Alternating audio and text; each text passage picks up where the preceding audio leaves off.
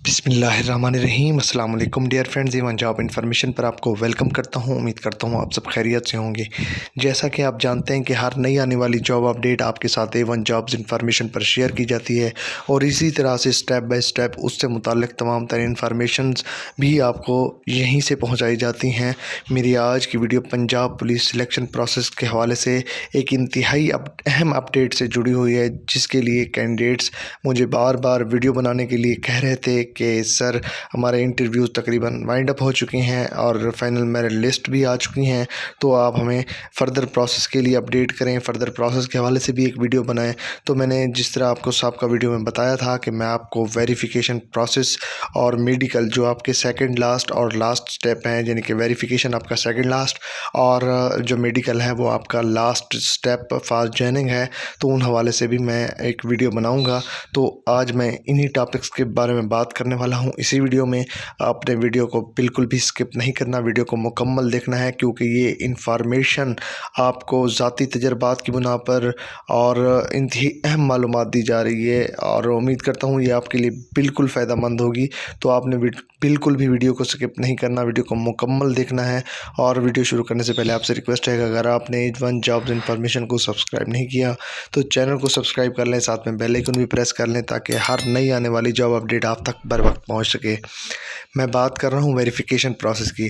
जैसा कि आप जानते हैं कि काफ़ी सारे अजला यानी कि फ़ेज़ 1 के जो अजला थे वो उनका 15 जून से जो हैं उनके इंटरव्यूज़ कंप्लीट हो चुके हैं और फर्दर फ़ेज़ 2 के इंटरव्यूज़ भी हो रहे हैं और उनकी लिस्ट भी अपलोड होती जा रही हैं। जिन अजला की लिस्ट रह गई हैं वो विद इन वीक लिस्ट्स उनकी कंप्लीट हो जाएंगी। फ़ेज़ 1 की ख़ुसूसी तौर पर 1-2 दिन में लिस्टें मुकम्मल कर ली जाएंगी। आप लोग बिल्कुल भी परेशान ना हों, इसके बारे में मैं आपको अपडेट कर दूंगा। जैसे ही कोई लिस्ट अपडेट होती है वो आपको इवन जॉब्स इन्फॉर्मेशन पर शेयर कर दी जाती है। मैं बात कर रहा हूँ वेरिफिकेशन प्रोसेस की। इंटरव्यू की जो लिस्ट्स हैं वो आपकी फ़ाइनल मेरिट लिस्ट होती हैं। जो भी कैंडिडेट क्वालिफ़ाई करते हैं वो फ़ाइनल मेरिट लिस्ट में आ जाते हैं। समझ लें कि 98% चांसेस होते हैं उनकी जॉब सिलेक्शन के। अगर 2% किसी तरह से नहीं होते तो उसकी वजह है आपका करैक्टर वेरिफिकेशन और आपका मेडिकल। तो करैक्टर वेरिफिकेशन क्या है डियर फ्रेंड्स? आपकी वेरिफिकेशन करना, आपको चेक करना, क्योंकि आप ऐसे महकमे का हिस्सा बनने जा रहे होते हैं जो कि बहुत ही ज़्यादा पावरफुल डिपार्टमेंट है। आप जानते हैं कि मिनिस्ट्री यानी कि इंटीरियर मिनिस्ट्री के अंडर वर्क करने वाला पंजाब पुलिस स्ट्रॉन्गेस्ट डिपार्टमेंट है। और सिर्फ पंजाब पुलिस नहीं, पंजाब हाईवे पुलिस की भी बात कर रहा हूँ, स्पेशल प्रोटेक्शन यूनिट की बात कर रहा हूँ, ये तीनों कंबाइंड ब्रांचेज़ हैं। तो आपको बताना चाहूँगा कि वेरिफिकेशन आपके लिए ज़रूरी होती है कि कोई भी करैक्टरलेस बंदा या कोई भी ऐसा बंदा जिसके ऊपर कोई केस हो, एफआईआर हो, यानी कि गिल्टी बंदा, वो जॉब सिलेक्शन प्रोसेस में किसी भी डिपार्टमेंट का हिस्सा नहीं बन सकता। इसलिए आपको चेक किया जाता है। चेक किस तरह से किया जाता है? बदरिया स्पेशल ब्रांच, बदरिया इंटेलिजेंस ब्यूरो और आपके अपने जो लोकल थाना है, यहाँ से आपको चेक किया जाता है। आपको जब आप फाइनल लिस्ट में सिलेक्ट हो जाते हैं तो आपको मिस नहीं किया जाता। डिपार्टमेंट की तरफ से कोई भी अपडेट हो, कोई भी इंफॉर्मेशन हो, आपको डायरेक्टली कॉल की जाती है। तो जिन कैंडिडेट्स की लिस्ट में नाम आ चुके हैं उनको परेशान होने की ज़रूरत नहीं है। जैसे जैसे वेरिफिकेशन का प्रोसेस, यानी कि अगर आपको थाने में जाकर अपनी वेरिफिकेशन करनी है तो आपको कॉल आएगी आपके लोकल थाना से, जी आप आ जाएँ, आपकी हमने जो है ना ये इन्फॉर्मेशन लेनी है, या आप ये डॉक्यूमेंट्स लेके आ जाएँ। इस तरह से भी हो सकता है। और बाज़ औक़ात तो वो वहीं से चेक करके बता देते हैं कि आपके ख़िलाफ़ कोई केस है या नहीं है। इसी तरह से आपको इंटेलिजेंस ब्यूरो और जो है ना स्पेशल ब्रांच से भी कॉल आ सकती है। इस हवाले से अगर कोई कॉल आती है तो आपने जो है ना मालूमात लेंगी, वो आपसे कुछ चीज़ें पूछते हैं, आपने वो दुरुस्त बता देनी होती हैं, फिर ये चेक कर लेते हैं यहीं से। और डॉक्यूमेंट वेरिफिकेशन के लिए आपको बुला सकते हैं थाना में कि आप ये डॉक्यूमेंट्स लेकर थाना में पहुँचें, तो वहाँ से आपसे सिग्नेचर भी करवाएंगे और आपके डॉक्यूमेंट भी चेक किए जाते हैं। ओरिजिनल डॉक्यूमेंट्स आपने लेके जाने होते हैं। जब आपको वेरिफिकेशन प्रोसेस के लिए बुलाएं तो आप अपने डॉक्यूमेंट्स, उनका एक सेट, अपनी पासपोर्ट साइज़ तस्वीर, ओरिजिनल आईडी कार्ड, इसी तरह से जो ओरिजिनल डॉक्यूमेंट्स हैं वो तमाम आपने लेकर जाने होते हैं। इसी तरह से अब वेरिफिकेशन प्रोसेस का आगाज़ हो चुका है।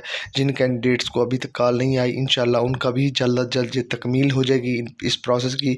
और इसी साल के अंदर अंदर जो भी कैंडिडेट्स सिलेक्ट होंगे मेडिकल के बाद, वो इंशाअल्लाह ताला अपनी ट्रेनिंग पर चले जाएंगे, जहां से आपको तमाम तर इन्फॉर्मेशन मिलती रहेगी। अब बात करते हैं मेडिकल प्रोसेस की। मेडिकल प्रोसेस डियर फ्रेंड इंतहाई अहम प्रोसेस है किसी भी डिपार्टमेंट में। तो फोर्सेस में जो मेडिकल होता है उसका एक ख़ास नुक्ता नज़र होता है। मैं आपको बता दूं, फर्स्ट ऑफ ऑल मैं डिफरेंस बता देता हूं आपको। आप लोग बहुत ही ज़्यादा परेशान हो रहे हैं। देखिए, अगर आपने आर्मी में अप्लाई किया है, आर्मी में आपने मेडिकल टेस्ट देना है, तो समझ लें कि उनको 101% करेक्ट एक्यूरेट फिट बंदा चाहिए होता है। फिट मैं इसलिए कह रहा हूँ कि किसी की हड्डी टूटी हो, किसी की फ्लैट फीट हों, और किसी की जो है ना कोई उंगली टेढ़ी हो, इसी तरह से कोई भी मसला हो तो वो उसको रिजेक्ट कर देते हैं। वो कहते हैं जी आप वापस चले जाएं, आप अगली बार अप्लाई करें। अगर वो इसका करेक्टेबल हो, यानी कोई अगर उनको कोई इस तरह की बीमारी वगैरह है या कोई इस तरह की यानी कोई ट्रीटमेंट अगर हो सकती है उनकी, तो वो कह देते हैं कि इसकी ट्रीटमेंट कराएं, इसको ऑपरेट कराएं, तो फिर आप वापस आएँ या आपका फ़र्दर मेडिकल होगा या आप नेक्स्ट अप्लाई करेंगे इसको ओके करवा कर। तो इसी तरह से जो पंजाब पुलिस है या पंजाब हाईवे पुलिस है या पाकिस्तान मोटरवे पुलिस है या स्पेशल प्रोटेक्शन यूनिट है, इनके जो मेडिकल टेस्ट होते हैं समझ लेंगे 98% बेयरेबल होते हैं। यानी 98% अगर आप ओके हैं, 2% में कवरेबल होता है, कोई इशू नहीं होता। वो कैसे, मैं आपको बता दूं कि आपने मेडिकल देना है। आप मेडिकल देने जब जाएंगे, मेडिकल आपका कहाँ पर होगा, आपको मेडिकल के लिए गालिबन कॉल आएगी।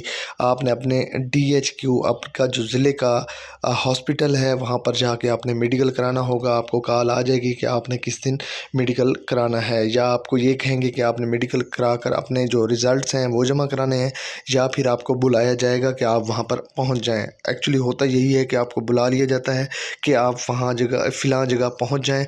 आप पहुँचते हैं तो वहाँ पे आपको जो है ना इंस्ट्रक्ट करने वाले जो ऑफिसर्स होते हैं वो भी मौजूद होते हैं। वहाँ पर क्या होता है, कुछ इंपॉर्टेंट स्टेप्स हैं। देखें, गवर्नमेंट हॉस्पिटल हैं, आपका ख़र्चा बहुत ही कम होगा, यानी कि 1500 to 2000 आपके पास लाजमी होना चाहिए, क्योंकि कुछ चीज़ें जो होती हैं वो बाहर से टेस्ट होती हैं। ज़्यादातर जो आपके टेस्ट होंगे वो अंदर से ही हो जाएंगे, तो आपने परेशानी होना। लेकिन आपने कुछ पैसे अपने पास रखने हैं कि अगर वो भरने पड़े तो आप किसी से मांगते ना फिरें। तो उसका होता क्या है, सबसे पहले आपका आई टेस्ट, मैं आपको टेस्ट कंडक्ट करा रहा हूँ। टेस्ट की तरतीब मैं आपको नहीं बता सकता कि फ़र्स्ट किस चीज़ का टेस्ट होगा, सेकंड किस चीज़ का। देखें, आई टेस्ट होता है। आई टेस्ट में आपकी 6/6 जो आई है वो होनी चाहिए। आप कैंडिडेट्स पूछते हैं कि सर ऐनक के साथ क्या ये ओके है, तो बिल्कुल ऐनक के साथ अगर आप ठीक पढ़ते हैं, क्योंकि आपसे चार्ट पढ़वाया जाता है। एक ऐनक आपको देंगे, उसकी एक साइड पर बिल्कुल ब्लैक होगी, मतलब वो ढकी हुई होगी, कवर्ड होगी, तो दूसरी साइड से आपने पढ़ना है। यानी दोनों आँखें 6/6 का मतलब होता है नज़र ओके है। तो आपने वो चार्ट पढ़ना है, वहाँ पर छोटे छोटे अल्फ़ाबेट्स होंगे, तो वो जो है ना बेतरतीब होंगे, आपने उनको बताना है, पढ़ते जाना है लाउडली, तो वो उसको सुन के ओके कर देगा। जो आई स्पेशलिस्ट होगा वो उसको ओके कर लेगा। इसके बाद आपके जो है वो टेस्ट होगा, चेस्ट एक्सरे हो जाएगा। चेस्ट एक्सरे जो होता है गालिबन वो कहते हैं बाहर से करवाएं।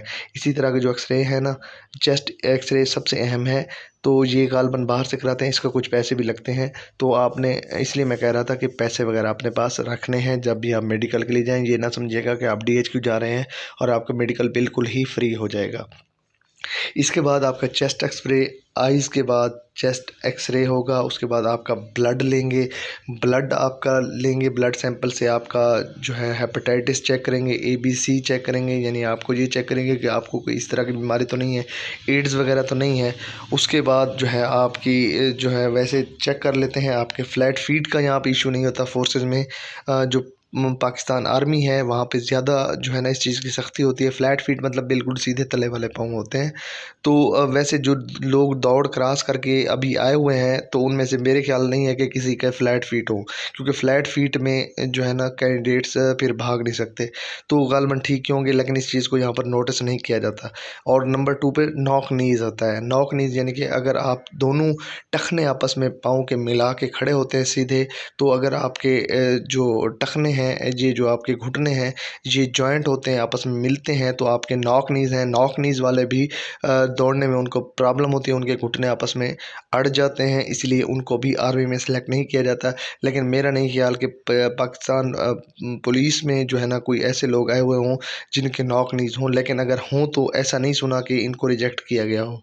ये सिर्फ आर्मी में होता है। उसके बाद अगर आपकी कोई हड्डियाँ टूटी हुई हों, आपको चेक करेंगे, देखेंगे, अगर कोई हाथ की बाजू की बिल्कुल टेढ़ी हड्डी है, इस तरह का इंप्रेशन है, तो फिर वो आपको रिजेक्ट कर देंगे।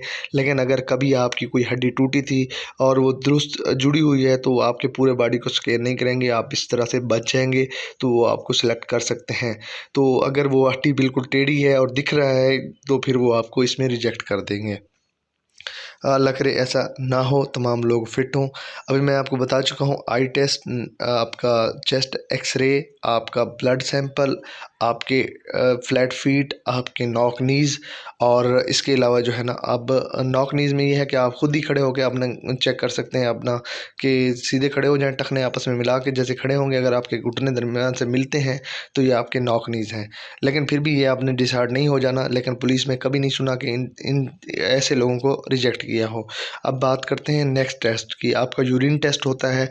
यूरिन टेस्ट में ये चेक करते हैं आपको यरकान वगैरह तो नहीं है, और आइज़ की जो अगर आपकी आइज़ येलो हो जाती हैं, जो वाइट पोर्शन है आइज़ का, तो वो भी यरकान की अलामत है। पीलापन और आपकी आइज़ का पीलापन इंडिकेट करता है कि यरकान वगैरह का, यूरिन का तो नहीं कह सकते, लेकिन आइज़ का कन्फर्म होता है। अगर किसी की आंखों का सफ़ेद हिस्सा पीला हो गया है तो उनके लिए मशवरा यही है कि वो अभी से कोई ठंडी चीज़ें यानी कि अभी से ठंडी चीज़ें यानी कि गन्ने का रस वगैरह हो गया, और इसी तरह से किसी से गन्ने का रस वगैरह और दूसरी ठंडी चीज़ें किसी से के मशवरे से, किसी डॉक्टर या हकीम के मशवरे से अभी से लेना शुरू कर दें अपने मेडिकल टेस्ट से पहले पहले।